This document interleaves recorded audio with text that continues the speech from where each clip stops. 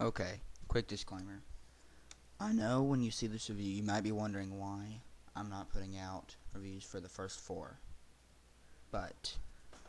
And I know everyone, that seems to be like a big tradition where you review all the movies in the series before the new ones released in theaters, but guess what? I'm not going to spoil the fun. Alright, I'm gonna review all of the other Die Hards, but just real quick, the Die Hard movies, I love the first four of them to death. I don't want to review four of my favorite movies so early on in my series of reviews because I don't want things to get boring. I want to shake it up some. So, and mind you, when I review all the others, I'm not going to review them out of order. So I'll review the first Die Hard first, then the second, then the third. I won't do them simultaneously. They're spread out over time. But since this was released in theaters, I'm going to review this one. I'm reviewing this one by itself. With that being said, I was ecstatic when I heard they were making new Die Hard. I was thrilled. Alright, again, I'll talk more about this in my individual reviews for the movies, but I consider the first four Die Hards to be four of the best action movies ever. And the first Die Hard is one of my favorite movies ever. It's without a doubt top 10, probably top 5 of my favorite films of all time. So that being said, I was hyped. I did not think there had been a bad Die Hard up to this point. Now this one was released. Yay! I had followed reviews for Die Hard up to a week before I saw it on Valentine's Day, or I saw it a couple days after. But anyway, up to a week before it was released, and they were certainly underwhelming, and I was very surprised and disappointed. I think it had about 13% approval on Rotten Tomatoes by critics when I saw it, and well, we'll dive into the poor ratings later on in the review, but let me explain what I thought about it. Okay, so I would explain the story to you, but that's one of the biggest problems with this film is the writing. My God. And this story was not engaging at all. It was basically like, we're going from this place to this place with an action scene in between. And that's fine for some action movies. If you're just making like a low-budget action movie just to make it, that's fine. But this is Die Hard. It set the standard for how good action movies should be made. And, my God. Oh. I mean, don't get me wrong, it was fun to watch overall, but several key elements that are in the other four Die Hards were not in this one. There was no good villain. Die Hard always has a great villain. This guy, I don't even remember this guy's name, and I don't even remember what he wanted at this time right now. The writing was that bad. The "YIPEE Ki Yay" line was used horribly. I mean, people were disappointed with Live Free's "YIPEE Ki Yay." This one's worse. This is horrible. Ugh. Anyway, the villain's death was okay. Mediocre. But the main thing I took away from this, and honestly, this is the main thing I took away. Bruce Willis can still make a good Die Hard movie. As in, if you give him a better script, he can still do it. Now, and that was another big thing, though, is that this did not feel like a Die Hard movie. And you may be wondering, well, explain. I can't explain it. The other four Die Hard movies had their own style, I guess, their own feeling. This one did not feel like it. And Bruce Willis's character did not feel like John McClane. And that's weird, because this is apparently the first Die Hard movie with the script intended to be a Die Hard movie. And what may be an even bigger deal is Bruce Willis's character did not feel like John McClane. Now, what does that mean? Well, I kind of got this one. John McClane was always a bum. He was a likable bum, but he was a bum.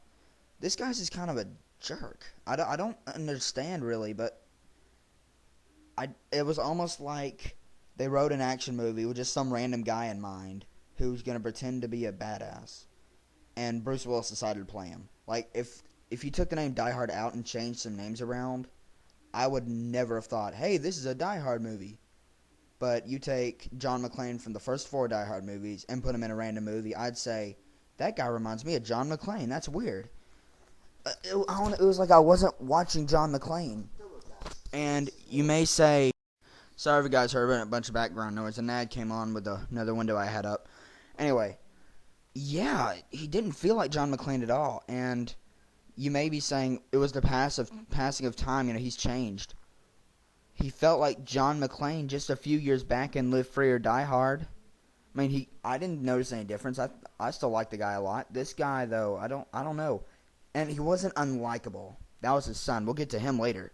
But he wasn't an unlikable guy, but he was not as awesome, as legendary as John McClane is in my mind. This was not the same guy. The guy in A Good Day to Die Hard was an average Joe. John McClane is anything but an average Joe. So the story and that are two of the biggest flaws of the movie. But there's another big flaw, and that is John McClane's son, Jack. Okay, I'm going to give it to you straight. I don't like Jack McClane. He was, but I was afraid Lucy McClane was going to be in Live Free or Die Hard. When she started out, it's not McClane, it's Gennaro. And she was kind of ignoring her father for not being there for her. And I thought, this could be either an interesting plot point or this could get annoying. But it turned out to be interesting. And, by the end of the movie, you could tell that Lucy had grown respect for her father after he saved her. And it was genuine. And I, ended the movie went off with me saying, wow, Lucy McClane is a very good character. I loved Lucy. Ha ha ha. But seriously, I mean, she was great. But her brother, my God. I mean, Jack McClane's father, John, saves his life, 2 or 3 times in this movie. And still by the end of the movie, he refuses to call him dad. He's like, Jack. And he constantly reminds him of him not being there for him. Come on. That is stupid. I'm at a loss for words. Alright, my words are back. I don't know, he just he'd remind him so many times, you weren't there for me, or you never taught me to ride a bicycle. Golly. That'd be like at the end of Live Free or Die Hard, when John McClane saves his daughter Lucy. If Lucy said, well, it was about time. I mean, you never saved me before in the past, so it's about time you finally saved me. No. She's grateful to him, and, that feels genuine. And she, again, grows respect for him. But this guy, wow. I mean, it amazes me how many times his father has to save his life before he finally, grows to like him. But by the end of the movie, guess what? I don't like Jack. So, they epic failed with that one. Yep. And where the crap is Holly? That's all. But seriously, this movie was the first Die Hard movie that had several major flaws, in my opinion. It was the first script to be written as a Die Hard movie, which doesn't make any sense. You would think that this would be more suited. But no, John McClane did not feel like John McClane. This movie did not feel like a Die Hard movie. Man, I feel like if this was an average action movie that just came out of nowhere, wasn't part of a franchise, I'd say it's okay, it's decent. But because it's a Die Hard movie, man, and I told myself after the movie, you don't need to be hard on this movie when you're reviewing it just because it's a Die Hard movie. But I realize something now. You have to be hard on it because it's a Die Hard movie.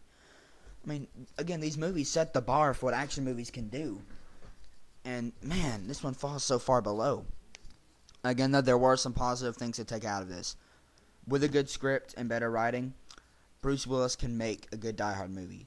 It's not like he's too old to do it. He was fine in this movie. Alright, Holly needs to come back, but again, with better writing and a better villain, I think that there's still a good Die Hard movie, in there somewhere. And I hear they're planning Die Hard 6, and I'm hoping this will be the one that redeems the franchise because, again, it's not too late. Bruce Willis can still make a good Die Hard, but they need better people behind it. But like I said, it was entertaining overall, but for a Die Hard movie, it fell flat. I'm going to give it a 5 out of 10.